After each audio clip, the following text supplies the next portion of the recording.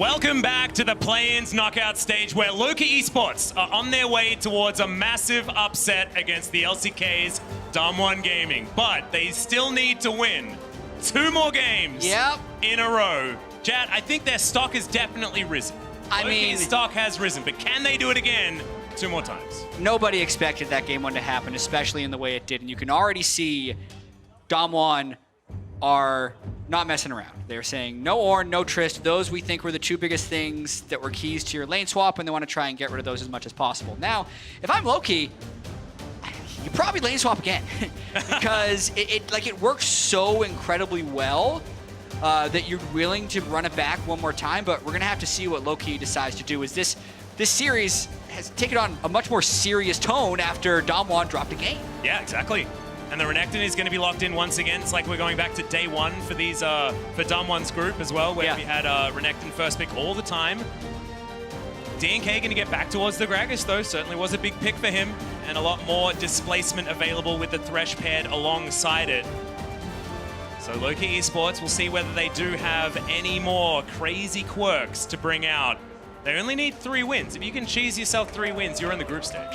That's absolutely true.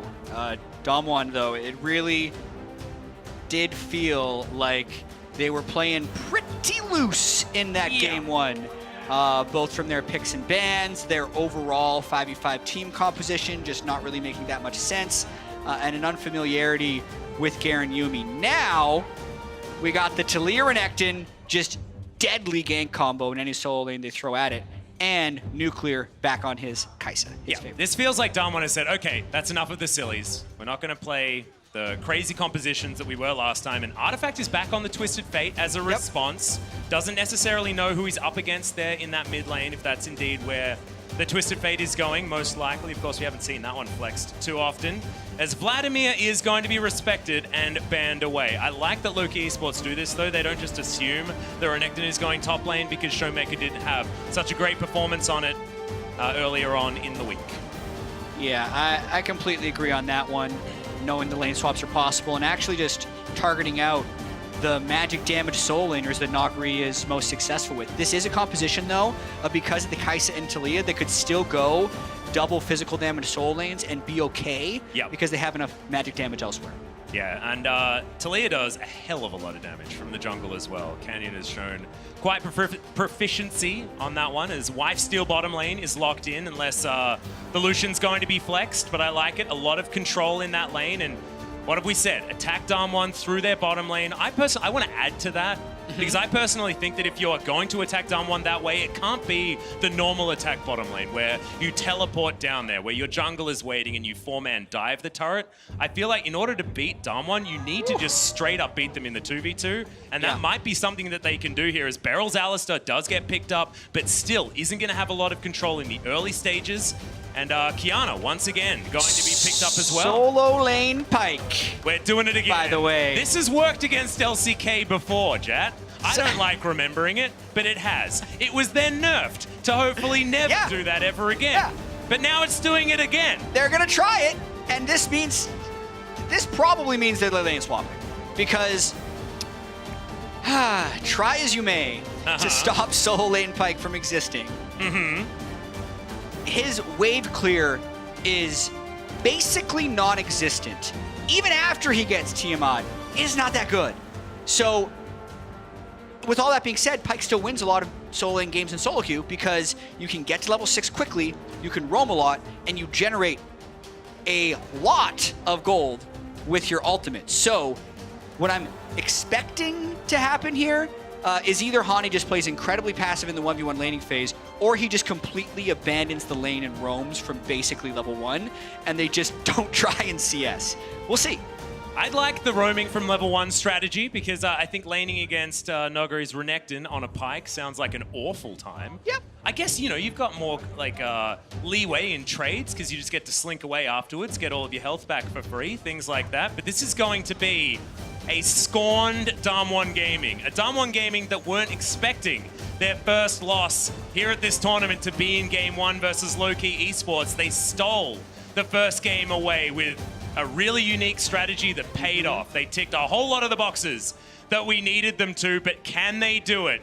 2 more games, and can they do it 2 more games in a row to get a 3-0? It would be insane. Let's get into game number 2. Oh, man. Sepia mode. My favorite. I've been forged in this mode, Jack.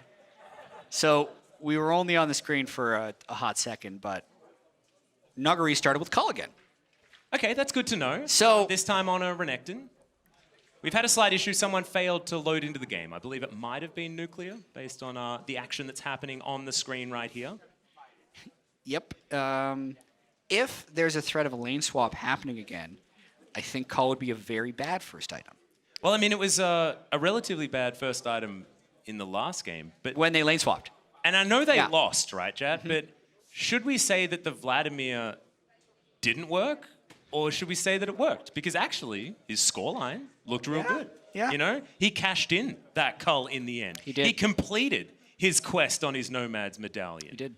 And then Tristana had 3 items by 3 minutes. Yeah, and also, like, they entered underneath Nexus turrets and the Tristana had teleport up. So there were a lot of things that happened that game that were required to happen in order for Lowkey to pick up the victory. And are they going to be able to have all of these ducks in a row? Yeah, because my opinion right now in this matchup is that so many very unlikely things to happen happened sequentially. Yeah. And then DAMWON ended up losing. Do you want to try and go? You were talking about a reference that you wanted to make. Do you want to try and go for it here? Geez. You got plenty of time to muse. I do. Basically, this is a conversation we had backstage. Casters do this sometimes. They say, I was trying to go for this. Give me ideas. And I was like, I wanted to do like how many licks to the center of a Tootsie Pop.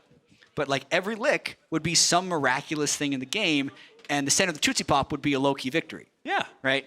I think you explained it beautifully just there. That took way longer than like a quick little quip you throw in like the moment of a cast. That's why we have pauses like this. And then Medic rephrased in a pretty succinct way. He said they got a 1 out of 100 play to work several times in a row. Yeah. Right? Which is close. Like it's pretty unlikely that you can just pull out lane swaps against an LCK team and have a 5,000 gold advantage with 3 turrets and 15 turret plates on your Trist 15 minutes into the game. That's incredibly unlikely. And also, how do you convince DAMWON Gaming to play Garen Yumi for the first time and have no siege potential in that sort of situation? Yeah, so and have the Vladimir start call, which apparently is just a common thing now. Yeah, I mean, I did get word that he's been playing a lot of the old Cull Vladimir in solo queue and has done it at least once or twice. I think he did it in the Kesper Cup last year, so I was called a bit of a dum-dum for forgetting. So again, in a game that he was seeing as low consequence. Yeah, against KG Seoul or something like that, apparently. I'm not entirely sure who was up against there. So,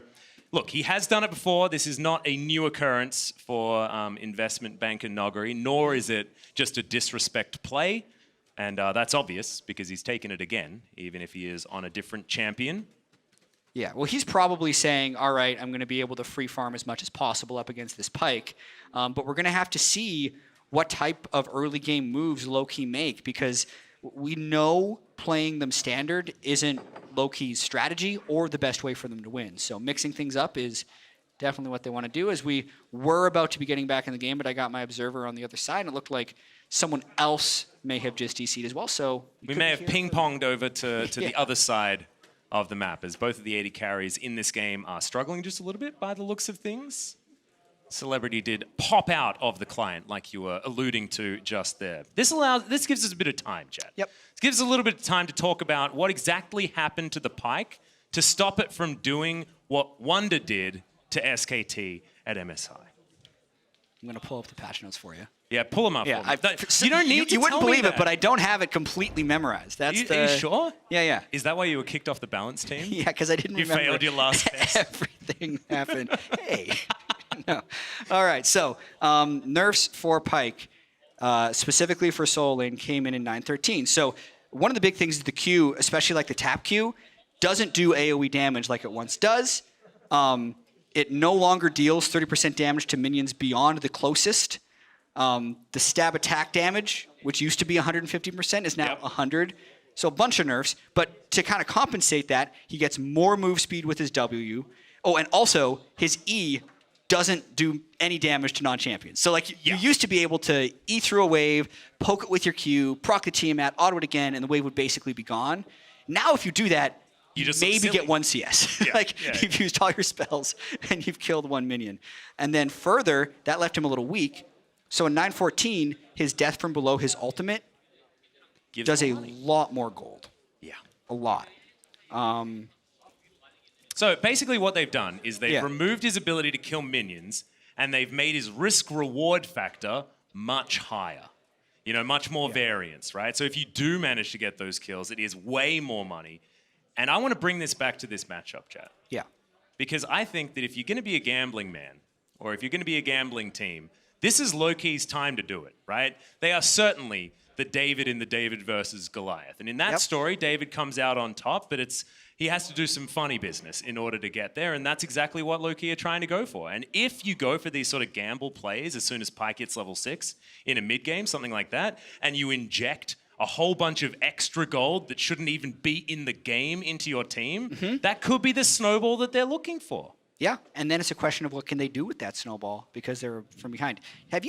Sorry, we brought up David Goliath, and because there's not another thing immediately grabbing my attention. Got it. Have you ever read the book called David and Goliath by Malcolm Gladwell? No, I haven't. Okay, sorry. I'm going to mess this up. I thought it was a Bible story. If the producers want me to like do something else, okay, they just said I can do whatever I want, so it's fine. I'm going to tell the story. Yeah. He kind of claimed that the David and Goliath story wasn't as underdog as it's been told beforehand. Oh. Yeah, there's a couple of factors that go into this. He analyzed David versus Goliath? Yeah, he does. I think they're really trying to distract you. You can do whatever you want. We're just going to put this exciting stuff on your screen to stop you from talking about this thing that has no relevance to League of Legends. This is to save the viewers that are getting bored. I think I can pull it back to League. Go. As we watch the highlights from the upset in the first game. So, part of the legend is that like David threw a rock at him, hits Goliath, wins the fight because he's this huge guy that no one could fight. But if you think about it, if David's like a really skilled guy with the slingshot, he has the range advantage on Goliath to begin with, which should put him in an advantage. I see where you're going with this. Secondarily, if it really is like this mythically large person, he's probably got some disorder like giganticism or something, and he did. Once again, I'm messing this up. I clearly don't have it here, but he's like, oh yeah, and people that were that big also had poor vision. So not only do you have this incredibly skilled guy with the slingshot and rocks, you have this guy who can't see well. And these rocks are just being hurled towards him. Okay. So like, really, who do you favor in that matchup? The slingshot over the blind dude. Probably the slingshot, now that you've explained it so eloquently. If that was the case. So, in League of Legends... To bring it back to this, who would have the advantage? Someone who's played 50 lane swap games, or someone who hasn't done it since 2016 because you haven't had to because it's been bad. Or a team that has range versus a team that doesn't. Yeah, right? Or if a team can see because the monitors were unplugged, like was clearly the strategy. Hey, there we go. Okay, full circle. There are a lot of references that made some sense. And speaking I do like David and Goliath from like a story building perspective though. So all right, let me just fill you guys in on exactly what's gone wrong and why we're talking about David and Goliath stories, even though it was absolutely beautifully done, Jet. Fantastic work. A player failed to load into the game properly, guys. So League officials have offered a remake of Picks and Bans with the same champions, and it was accepted. The new champion select is being done off broadcast now, which is why we're able to have these incredibly engrossing extra stories and added content for you guys, and why we've been here for quite some time. Yeah. And apparently we're in the last minute of loading, so the David and Goliath matchup, which you now don't know which team I'm referring to, is about to restart. Exactly. I don't actually know who David is anymore. Yeah. I think David was the one with all of the extra range, but as we move all the weapons and the range and speed, the agility. Well, guys, we are out of those replays, and you know what that means. We are moments away from restarting this game, and hopefully everyone is going to stay in it.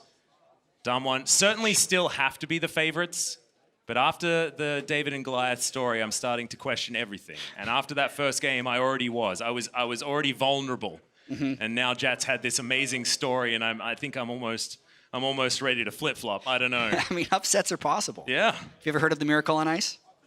It's like an American sports story. Yeah, I haven't really. I tried to pitch this. I know a few American two sports stories. unnamed NA teams. There were 2 of them, so you'll never know who I'm talking about. Okay. Before 2014 quarterfinals in Korea, because they'd just been getting destroyed by Korean teams in scrims all the time. I'm like, you know what? Upsets have happened. I just told them all these stories about American history. And like, yeah, but I really just don't think we're going to win. Of course you don't think you're going to win. And then they lost. Yeah, they did. They did lose. I remember that. Yeah. I wonder who they scrimmed, says Wonder. Wow, look, he has some pretty cool strats. Just taking credit. Taking credit for Lowkey's incredible play. Wonder, that was low. That was low. Let them have this. My goodness. Look at that individual gold at 15 by Celebrity is just on in game 1. And 47.6% of the team's damage. That's a lot of percent of the team's damage. Whew. Especially over a game that's that long as well. It's normally these sort of snowbally games or low kill games where it's like one team fight is actually the majority and you've not fought at all and then you get to 40 minutes. And I'm giving away the fact that I'm an LCK commentator here just a little bit. But you have the AD carry get 50% of the damage because he's actually just the only damage dealer and they've only done one fight, so the percentages are a little bit confusing. That is not the case for this game. Celebrity was right in the faces of DAMWON Gaming, and then he was the one that won it towards the end. I like this. I remember I commentated him back when he was playing for Saigon Jokers a really long time ago. Wow. And I believe this squad as well had a lot of players from like Team Friendship or something. The team that didn't actually do a lot of... Friends Forever Gaming, that's right. Yeah. They didn't actually qualify into any of the IWCIs, IWCQs or the play-ins, but they just had the best name. Yeah. Was Gaming also from that league? You mean G2? No, Gaming. I know, I'm kidding. Yeah, it's 2 Gs. It's 2 Gs. It's different, okay? Yeah. Yeah. So far, nothing's happened this game, guys. We actually haven't really acknowledged that the game started again. It has, in fact. That's what's on at the moment, as you can see. 200 gold is currently the lead for DAMWON, just in the laning phase. But it's only 2 minutes in. I feel like we've been talking for a really long time, but there just hasn't been very much League of Legends. We've just been learning about stories and having a philosophy lesson from Jat, which I very much appreciated. Yeah, and they're definitely not lane swapping in the early game in this one, so I want to track... that's a field ShowMaker, you don't have spells left. Doesn't look like DNK does either, though, so should be fine. Yeah, ShowMaker actually very aggressive. I got very confused because, of course, Canyon was playing the Qiyana, so I thought I was checking the smite of the Taliyah. And their faces aren't super different as well, if you have a look at the icons. Yeah. I was still now sure the jungler is going to try and invade DNK. It's a group effort to try and deny him here, and they actually have... Well, we're looking for it. The smite does come in, so DNK locks down the red buff. Canyon doesn't go any further forward. He doesn't have his blue buff just yet, does Canyon? And he knows that DNK is actually very low. And flashless. Yeah. Threaded volley does get him out of there. Is now stunned underneath the turret is Hani. He doesn't have very much farm, Jat, so I think that your assessment of the Pyke is working out thus far. Yeah. Although he is sustaining fairly well. You can see he's gone with as many potions as possible. Yeah. Bit of a demolish there. Combo. Gonna find it, so Hani successfully saves himself on that one. Bone Skewer, but outside of turret range is Nuguri, so will survive for the moment. Getting a bit dangerous, and that was Canyon just a little bit slow on the seismic shove. Yeah, you basically have to press the buttons at the same time, and that gets even more close when the Pyke builds Mercury Treads. But early on, Lowkey doing fine in the lanes that they're expected to do fine in. Yep. And also dealing with the very aggressive invading of DAMWON early on. I like how you're saying fine, and fine is like a 16 CS disadvantage at 4 minutes on the top side of the map. Like, Nuguri has over double his farm, but like, they're doing great. This is really good. I have this, I don't know, it's a curiosity. Anytime I see, well, we're gonna watch this dive in top lane. Anytime I see a weird champion in a solo lane and like challenger, I always try and dig into it. But we're gonna watch Canyon try and get this dive off.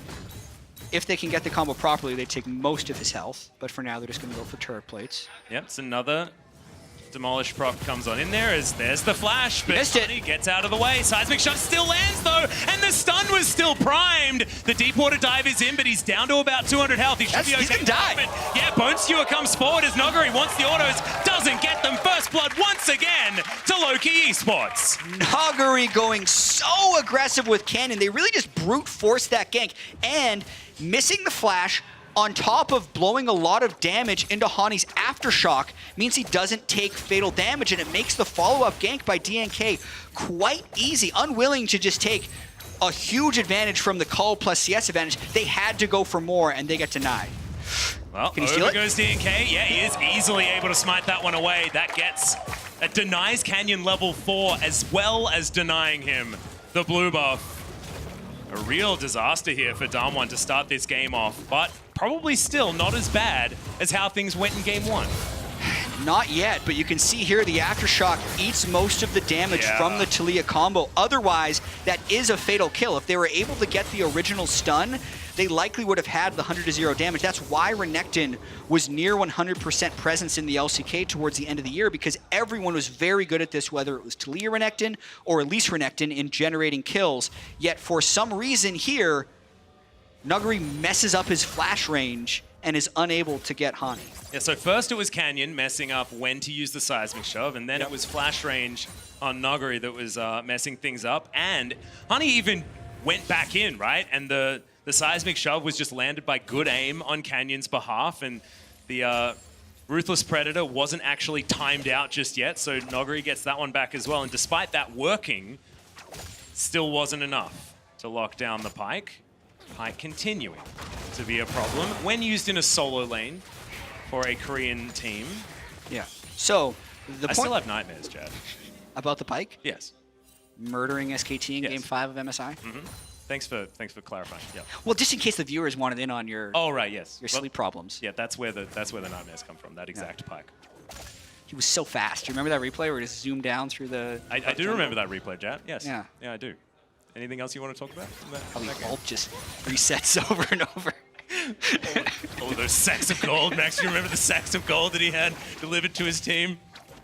Well, There's more remember of 'em Canyon now. turning up in the mid lane, lands another seismic shove, and that's what happens when you don't have Aftershock. ShowMaker picks up the ground, throws it at Twisted Fate, and he dies. And they burned the flash on Artifact, so that will completely limit his ability to roam and now kind of opens up the map for ShowMaker. How quickly can they use this advantage? Because there is still the Qiyana ultimate. This is a 4-man crash dive. Yep, that's the flash headbutt pole. Celebrity immediately gets taken down. The hook lands onto Canyon, and BeryL had tanked up the turret for so long, but that's ShowMaker that turns up. And teleport comes down. The flash play. The cow is turned into mincemeat as ShowMaker finds the ultimate onto one, but it's not the target that he wanted. Nuclear, are you going to press R? The answer is no. Doesn't want to dive into 3 people as Venus. Good sidestep there as Nuguri just going to finish off some plates on the bottom side of the map. Looks like leftovers for the Crocodile. Such a sweet flash play by Venus right there, making the blast cone the ally by displacing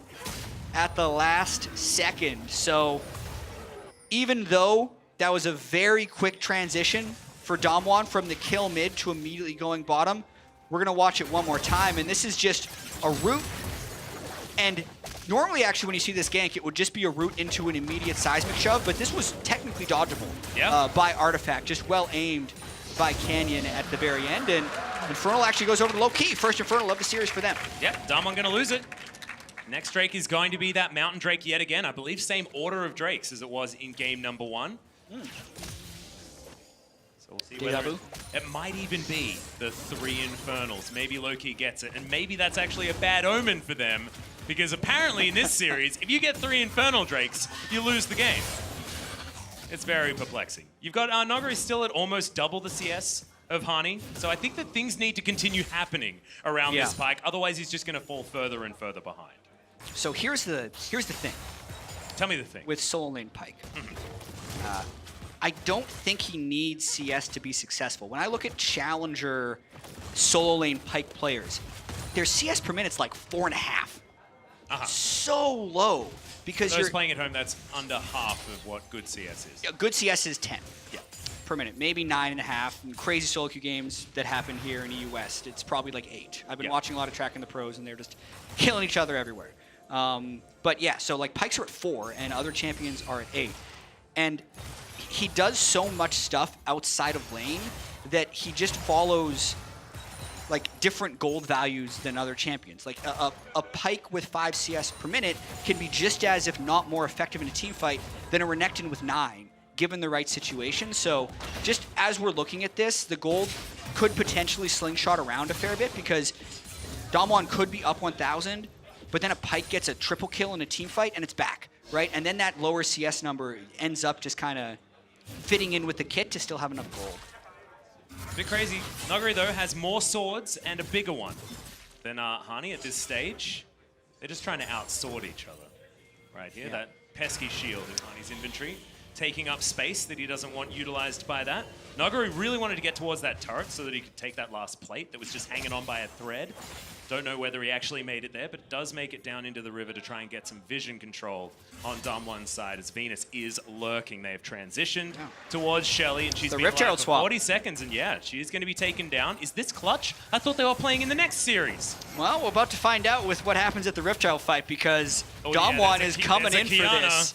And that's a lot of people in the river for a Qiyana. Yeah, and BeryL's turned up here as well, so it is going to be a 4 versus 5 for the moment. But the killer instinct is going to be there for Nuclear, so Shelly hasn't reset just yet, and it looks like DAMWON, they want to be able to steal this one away. DK's got some great smites before as he goes golden immediately. Not entirely sure who picked up the Rift Herald, but now the fight is on. ShowMaker dives forward. DK dies so incredibly fast as the culling is soaked by the cow. BeryL still has the unbreakable will as Hani trying to get that pincer maneuver off to the top side. DAMWON intelligently trying to get the stragglers as they move themselves forward. Headbutt pole lands, but that is a great aftershock proc there by Venus. Stun comes in, Artifact is being closed on, flash forward. The Twisted Fate goes down, and the rest of DAMWON were dealing with the Thresh. Really good control here from the DAMWON squad around that Rift Herald. And they also were able to pick up the Rift Herald, which is just immediately used by Nuguri early. Nuguri was the one that picked it up, so of course he's put it in his lane to try and get all of those plates that he was trying to lock down against this Pyke. Oh, Nucleus, what a cheeky devil. Look at that, goes and steals his plates away. Also, did you know, Ender told me this the other day. Oh yeah? Rift Herald resets the cooldowns of your trinkets. Really? Yeah, so Nuguri technically could have spammed his wards, grabbed that Rift Herald, used it right away, and got his wards back. I wonder if he did that, because he had roamed down to the river. You can see there are a couple of DAMWON wards there. We could just say, just proving you right's sake, that they were there. So let's have a look now how this fight went. Yeah, Canyon gets the smite, but Nuguri picks up the Rift Herald, and really, ShowMaker just catches the whole of Lowkey and stops them from being able to follow up on this fight. And the whole time, Pyke on the flank is just hoping to get someone in execute range, which is one of the reasons I think Nuclear had that early heal. Yeah. He said, all right, BeryL, I don't want Pyke resetting on us. That kind of infuses him with the confidence to go in with his Aftershock and ult. No damage can really be returned, and everyone on Lowkey ends up just getting 2 split up. Yeah, we have to talk about this DAMWON comp and how it works together as well, just for a little bit, because there's some really exciting interactions with how this one works. Yes, they've got a whole lot of divers, right? They're able to get things done, but the really cool thing about this comp is that Canyon can set up supreme display of talent wall options for ShowMaker. And you can create some crazy Thunderdomes with the shapes that you can build, and you can have a heck of a lot of damage if you block people off, especially in Baron Pits, throughout the jungle, things like that, because that interaction does work. Yeah. Sometimes it can just seem to blow up the whole screen, especially if you threw a Jarvan in the game as well, because if the walls connect, everything flies around with the Qiyana ultimate. It's real silly. Actually, the first time I saw it, I was very confused. It was like a disco. Lots of lights, lots of explosions. It was a Michael Bay film. But it was certainly exciting to watch, and we'll see whether DAMWON can show us some of these team fights as the Mountain Drake is going to go over. I love it, being able to pick up the Earth Dragon when they've got 2 sort of Earth-wielding champions as well, the Taliyah and the Qiyana. Thematically correct, beautiful. Theoretically, Qiyana does control a lot of different elements, but I think the Earth element is the coolest one. Because of the damage? Yeah. Do more damage makes you cooler, Jad. That's how it works. If I had to rank them, I don't know. I think the grass has the most fun for the Qiyana player. Yeah, I'd say so. Going a bit stealthy. Yeah, that's pretty cool. Water's the most powerful. Yeah. what is the actual good one? Yeah. And then the earth one's the bait because it does more damage. Only when they're low. Yeah. I actually think what makes a good Qiyana player is the ability to reset all of the elements over and over again throughout a fight. So you've actually used all of them the one time with how the cooldowns sort of reset. I think it's really beautiful watching a really skilled Qiyana player work. Have to keep our eyes on ShowMaker as this game goes on, see whether it's him or Canyon that are the better Qiyanas. Canyon spent a fair bit of time in the Death Chamber in game number 1, so ShowMaker does feel like more of a ShowMaker champion. Here does the Qiyana. And just looking at their CS in the group stage, it was very much a solo lane focus, and Nuclear had a really hard time, especially in day 1 of the group stage, and ended up bouncing back a little bit more. So day 4 was his second day. Keep in mind, the average we just saw was from the whole group stage, and this was just his 2 games on day 4, which tells you how rough it was in the first 2 games for him. But looked a little bit better, definitely, as the second day of play-in stage happened for them. Yeah, Nuclear really did sort of repair his play. And it's cool because the way DAMWON qualified here is in a 5-game series against a King Zone that had been in a huge rut over the last little while. They qualified because they had enough championship points after finishing 3rd in the spring season, but their summer season was basically non-existent. They weren't really able to get anything done in a hyper-competitive top side of the LCK. And they were up against this King Zone squad that have probably one of the most dominant 2v2s in lane that we have in the league. And I think that's why it was a 5-game series. I think because they were able to lock down Nuclear and BeryL and challenge that weakness without having to give any resources to it. Deft and Tucson just kill people in 2v2s all the time. I think that is going to be a real way to tackle this DAMWON squad. And I think it's a large reason why things worked out for Lowkey early, because it wasn't like you were moving extra people around or doing anything like that. It was a lane swap. It was creating chaos. And Nuclear was not going to punish them with Garen. That's for sure. That is definitely He might have on something else. He did show us some of those sick Garen mechanics, though. There are a few of those moments in those team fights. Do like that as DAMWON. 2 minutes until this next dragon is up. Looks like they're just trying to aim for some extra control around this area, although Canyon standing on that ward isn't helping himself out there. With these outer turrets taken down, feels like DAMWON have given up on the laning phase and are looking for the 1-3-1 that they do so often in the LCK. Yeah, and now it would be on Lowkey to actually get a tee-off ultimate in for an initiation this time. But the CS of Hani is pretty good. Being able to get kind of the early assist gold on Nuguri's Renekton, which stopped him from being too aggressive. Let him get to Tiamat quickly enough that he's been CSing quite well at his own turret, but he still needs, he would need that one team fight to really get going, and the number of kills in this game just have to go way up for this solo lane Pyke to be effective, because that's the way he generates so much of his gold. So much of the power of the champion is actually just the gold he generates through his ultimate. I feel like next Serrated Dirk is when they just have to fight. When Lowkey are just at a point where they will only get weaker after that point. I think that is a big power spike here for Hani to try and fight around. But if DAMWON can get a team fight that they're looking for, because remember, this is now a team fight composition from DAMWON as well. They can dive bomb with their Kai'Sa. They can get a whole lot of chain CC down from the Alistar that's in BeryL's hands. You have to remember the nameplates are very important here because BeryL is so incredibly good at finding the right moments for his Pulverize. And then the Supreme Display of Talent plus the Weaver's Wall are a combo that really do need to be respected as we're having some drawing. Finally, it's back. Yeah, it was bugged in game 1. We didn't get it. But now look at all the wards and the vision control that they have in the river with Dragon coming up in exactly 20 seconds. So I forgot in case you wouldn't know. Also, if you ever want, I can just give you visual support for your points. Okay. And illustrate for you. All right, next team fight. While I'm play-by-playing, could you please highlight where the things are happening so that the audience can see? That would be really, really cool. It will probably be also very distracting, so hopefully I can keep it together. I have a plan. All right, I'm ready. The Infernal Drake is going to be a while for the DAMWON. next team fight if DAMWON has their way. Yeah. 4,000 gold is the lead just somehow for DAMWON. They won a couple of fights. Yeah. And that's what allowed them to get there. And they had so much vision control, it would have been unwise of Lowkey to actually go in there and check. I've got an important question, Chad. Oh, great. I was wondering who's copying who out of ShowMaker and Hani when it comes to item builds. I'm excited about this because I had a question for you that also related to longswords. Oh, cool. Yeah. Okay. Okay. Answer my question first, though. Who do you think's copying who?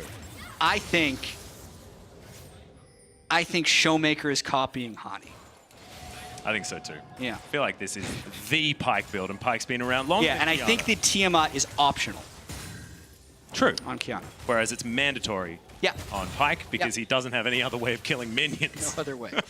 My question would be, remember when sometimes casters ask each other for help with analogies? Yeah.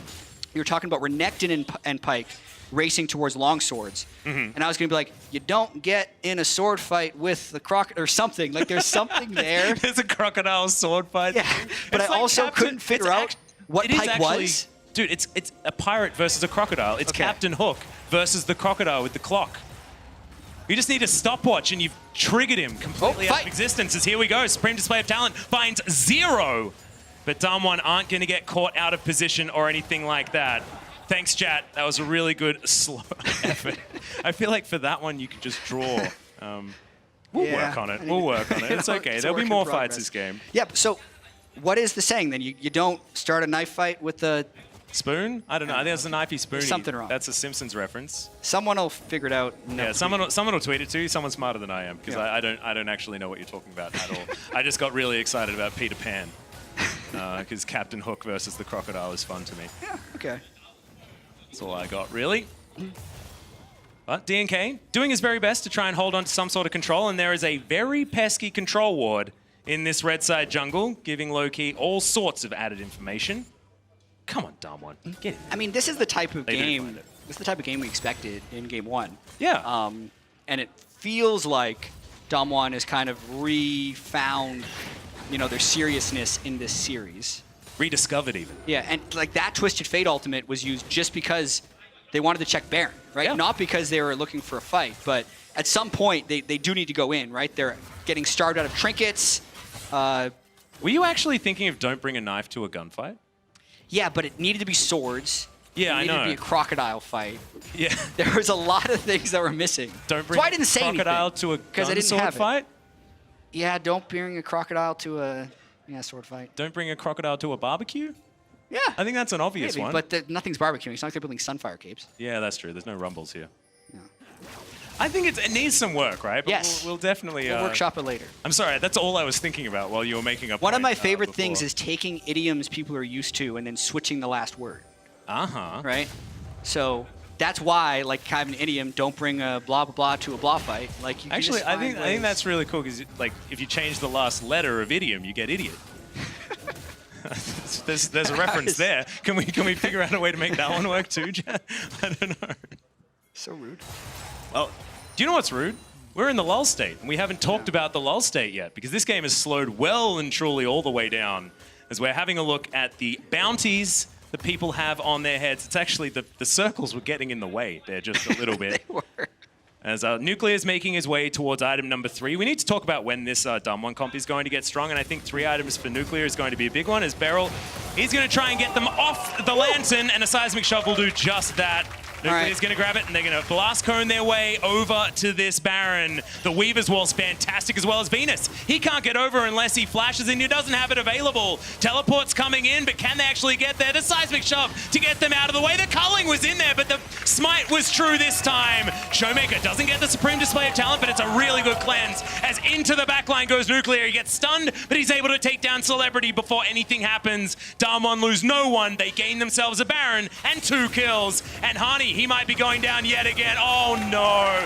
This 1-2 punch of the cow plus the Taliyah is working so well for DAMWON this game. And they actually had so much control over that entire situation. The starving of vision they had done to Lowkey over the past 4 or 5 minutes, forcing them into a move, and now they're at least going to be trying to take this inhibitor. And Canyon's eye is well and truly in on these flicks as well. The Seismic Shove looked fantastic, like he was swatting a fly away. But instead it was a Thresh, and it denied him from getting towards that pit. You could tell that he really wanted to get over there and provide vision for his squad so that maybe there was a potential steal. Just wasn't going to happen. Nuguri sees 50 gold on the map right there, and he's going to take down that ward. The first flick, fantastic. Venus will come over in the end. Another one. The Weaver's Wall's brilliant. This was all about Canyon. Also keeping Thresh out from hooking the pit so he couldn't bring a teammate in. The only possible scary part would have been the culling, but as long as you have that in there, Hani not able to get the ult onto ShowMaker to stop any potential things from going wrong. But even if he lands that, everyone else on DAMWON was completely full health. And now another Mountain Drake is going to make breaking this base even easier. It was already done. The inhibitor in the mid lane was there, and 8,000 gold is now the lead at 25 minutes into this game. Feels like DAMWON, they've repaired their mental after a long pause at the beginning of this game and a disastrous game one, as we're having a look at the 3 items completed. Thank you very much, Jat, for highlighting that one. Nuclear is now strong, and I think they've already won the key team fight that they were looking for. Things just went from bad to worse. As that's the way, I know that one, Jad. I know that one. As Weaver's Wall's going to come in, so Canyon looking for more supreme display of talent. It's going so far around these walls, but unfortunately, the Weaver's Wall saves them from the damage. Massive pulverize in the backline shows us that it just doesn't matter what the Qiyana's ultimate's doing if they can get into this fight. They just have too much damage. As now DNK is looking to turn it onto ShowMaker. His combo doesn't do quite enough damage. As now you got ShowMaker trying to deny him from stopping these backs, but it doesn't matter. There are super creeps in the base. The Nexus will be taken down. A 26-minute revenge victory for DAMWON. And something I wasn't expecting to say was that this has evened out the series between DAMWON and Lowkey. You're absolutely right, but I think DAMWON did a very good job of recovering from the insanity of game one. They did pick a Renekton. Lowkey didn't decide to go for lane swaps, and even though a few things actually did go wrong for them in the early game, they stayed controlled, they didn't overforce, and they just kind of let the game come to them. They actually played their game rather than just thinking they would be able to walk over Lowkey Esports, which Lowkey proved couldn't be done in game one. Yeah, and it was once again a cull start from Nuguri, but I think the rest of the team certainly played with a lot more respect for this squad. I'm glad that we saw a lot of BeryL's moments as well that we were expecting on the Alistar, and ShowMaker on the Qiyana, despite missing one of the ultimates, was otherwise able to utilize her exactly where she needs to. And a lot of the things that DAMWON were commended for were playing around item spikes and item completions and power spikes, and it just showed that they certainly know exactly when Qiyana is supposed to get down and dirty in these battles. Yeah, and utilization of Hex Flash from BeryL I thought was very strong. Right, like the early turret dives they were able to pull off bottom lane just as soon as he hit level 5 or level 6 with Aftershock tanking multiple turret shots. And just like the overall vision control was so strong this entire game. They didn't have to actually fight at objectives. They got to fight in the enemy jungle as they were desperately trying to get vision. So Lowkey never had the setup for a fight, and it was a very dominant performance by DAMWON. Yep, and shout out to Canyon as well. Fantastic Taliyah. But for more on game 2, let's head over to the State Farm analyst desk. Thank you very much, Chatless. That was a little bit more of a sobering game. I think when we take a look at how it played out, 26-minute victory from DAMWON. That's what everyone anticipated 3 times. We were surprised in game 1. I was sad. We'll get to why the game ended the way it did, but let's start by draft. Let's talk about the Pyke that rocked up. I know, Enda, you quite like the idea of the Pyke. Well, so the Pyke's an interesting pick because I do think after the nerfs, like, I don't think you should be playing this pick up in the top lane, but I do understand the theory behind this champion, right? You concede laning phase entirely, and then you're supposed to have your jungler influence other lanes. They're supposed to get ahead, and then you enter these mid-game skirmishes where Pyke is going to pick up so much gold off of his ultimate, make up for all the CS he loses in lane, and then be sort of welcomed into the game by his team. The problem was, I didn't feel like that actually happened. The rest of the map just lost on their own. Yeah, and the thing is that, and I think Jat hit it really well in the cast, what Lowkey seemed to be going for is just warped game state. So how do you warp game state? You introduce a different variable that teams haven't scrimmed against in a pretty long time. And so they've gone with a lane swap, and now they're trying to have an influx of gold in mid-game team fights. The problem is if you don't use the warped game state, then you just have a crap top laner. And I think like that's kind of what it looked like this game. Exactly. And you look at when does this team composition actually want to fight behind us, it's like 1 to 2 items. You're very strong, especially Twisted Fate gets the rapid fire cannon. It becomes so much easier to find these picks. But on the other side of the map with DAMWON, also a team that functions very well on 2 items, and I'd say even scales much better beyond that. So this comp from Lowkey was always going to be on a timer, and unfortunately, because the early game didn't go according to plan, they were always like fighting up against DAMWON and couldn't do anything really. Now let's talk a little bit about the actual in-game decision making, because Canyon attempted a couple ganks very early on, didn't find immediate success, especially conceding that first blood that we were talking about off air.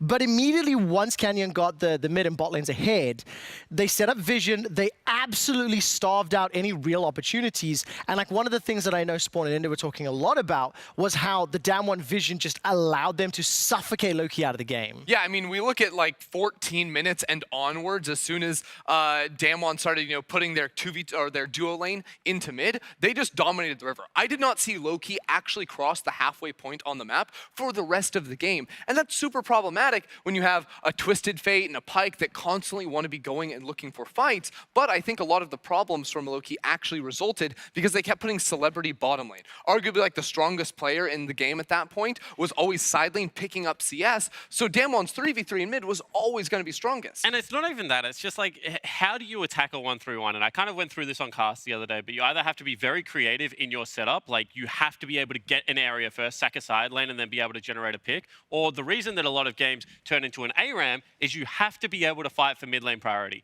If you lose control over mid lane, that means that they have times to be able to go into your jungle, set up those deep wards, and make you take the long way around.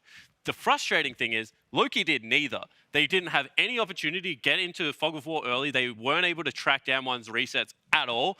And then they didn't fight for mid lane priority. And I think that this is the difference between a team that has very strong fundamentals versus a team that kind of is willing to try different things. It looks like Lowkey's fundamentals, when the game is played very, very, slow, methodical, just does not seem to be there. And you can even look back to game 1 to see the difference in baseline fundamentals too, because DAMWON were put so far behind after Lowkey came in with a really cool level 1 strategy to go for the lane swap and build up that lead. But DAMWON were able to fight back off of choosing smart fights, off of understanding pressure, and I think that holistically, this is why we favor DAMWON coming into the series. Let's take a look at the one replay we do have. It really highlights the vision into a pick, into the moment that won the game. But if you just look at the mini-map, look at how many wards there are, and thank you, observers, for toggling this. DAMWON have all the information, Lowkey know nothing. I just wish that this wasn't the case, but when you have a look at where waves are, they're both on turret. You have to get waves first before you can move in, because if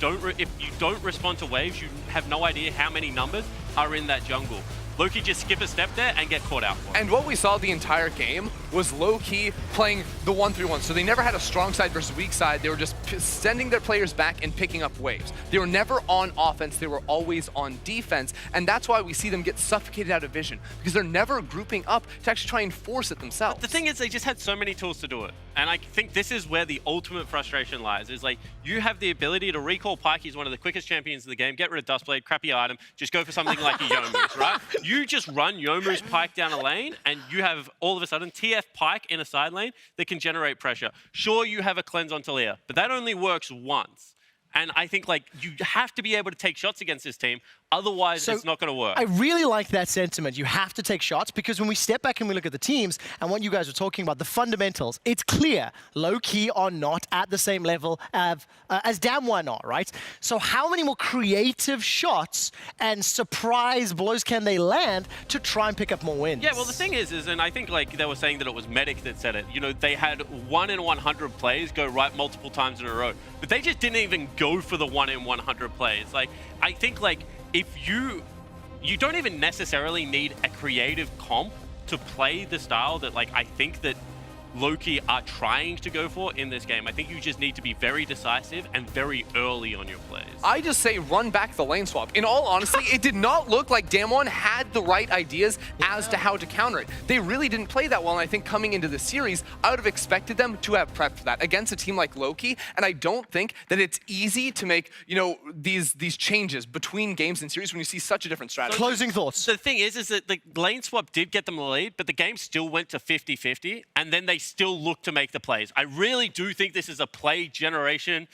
series that they need to go towards. Well, Lowkey, can you figure out how to make the plays? They've traded blow for blow so far in this series, and we'll see who can bring it to match point when we return.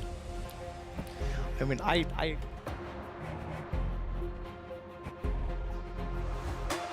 The flash headbutt pole Celebrity immediately gets taken down. The hook lands onto Canyon, and BeryL had tanked up the turret for so long, but that's ShowMaker that turns up. A teleport comes down, the flash play as they move themselves forward. Headbutt pole lands, but that is a great aftershock proc there by Venus. Stun comes in, Artifact is being closed on, flash forward. The culling was in there, but the smite was true this time. ShowMaker doesn't get the Supreme Display of Talent, but it's a really good cleanse. Supreme Display of Talent, it's going so far around these walls, but unfortunately, the Weaver's Wall saves them from the damage. Massive pulverize in the backline shows us that it just doesn't matter.